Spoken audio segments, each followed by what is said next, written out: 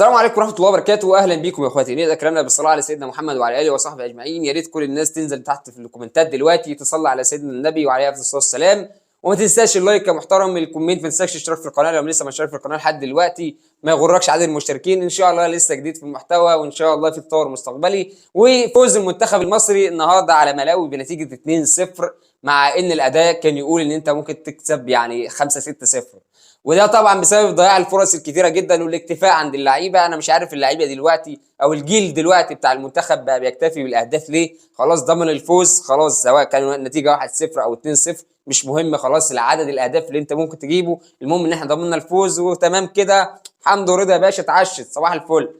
لكن الاداء بصراحه كان حلو جدا. فيتوريا عمل اداء مع المنتخب، عمل شغل مع اللعيبه، عمل شغل مع المنتخب اللي احنا كنا شايفينه في اخر فتره قبل فيتوريا كان واقع جدا، ولا كان اداء ولا كان قد كده. ممكن حد من الناس تطلع دلوقتي تقول لي طب ملاوي ما ضعيف قوي عشان انت ممكن تكسبه بسهوله.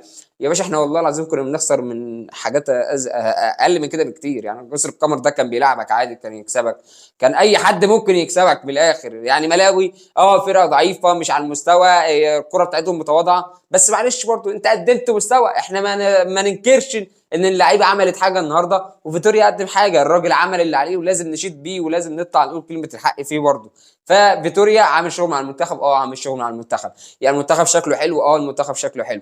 احلى حاجه في المنتخب اللي عجباني وبالذات في مباراه النهارده يا جماعه هو عدم الاعتماد على صلاح. ما بقاش منتخب صلاح زي الاول. في الاول كنا بنقول انه منتخب صلاح اي حد ياخد الكره من هنا يسلمها لصلاح عشان بالنسبه له هو صلاح هو اللي هيسجل الاهداف.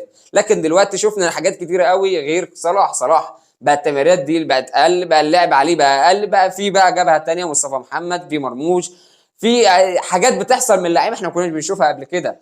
بس انا في لغز انا مش فاهمه لحد دلوقتي، وفيتوريا غلطان ولا احنا اللي غلطانين يا جماعه؟ يا ريت كل الناس تشاركني. طبعا في لعيب يا جماعه في المنتخب لحد دلوقتي ما حدش فاهم له هو ده لعيب كويس يعني محترف، وهو بيلعب في الدوري الايطالي عامه، كلكم عارفينه طبعا، وهقول لكم هو مرموش. يعني مرموش بيلعب في الدوري الايطالي، هو مرموش ده محترف فعلا يعني بيعرف يلعب كوره ولا هو ده عبء على المنتخب؟ لانه بصراحه مرموش بالاداء اللي بيقدمه على المنتخب يعني انا مش شايف ان هو بيدي اضافه، بالعكس ده هو بيدي ضياع للمنتخب. كام فرصه النهارده ضيع مرموش؟ حوالي 6 أو 7 فرص يا جماعه.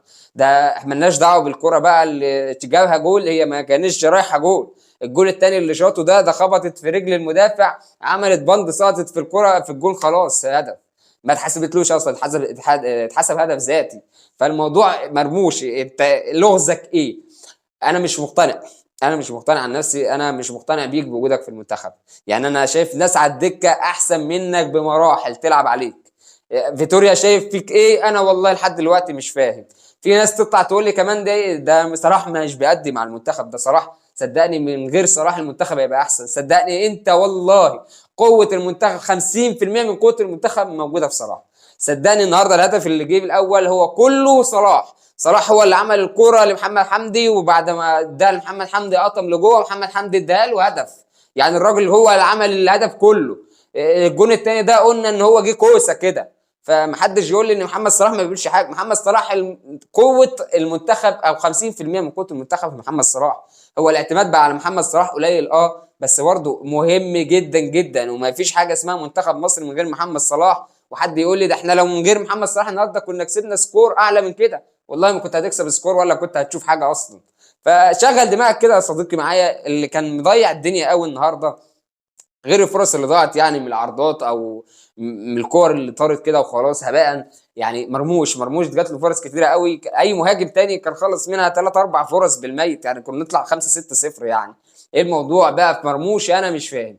فان شاء الله يعني عندنا لسه مباراه كمان 3 ايام. احنا دلوقتي متصدرين الجدول ب6 نقط، ان شاء الله هناخد ال3 بونت الجايين وهنبقى متصدرين الجدول ب9 نقط، وان شاء الله هنصعد من تصفيات او افريقيا، وربنا يكرمنا ان شاء الله ويوفق المنتخب.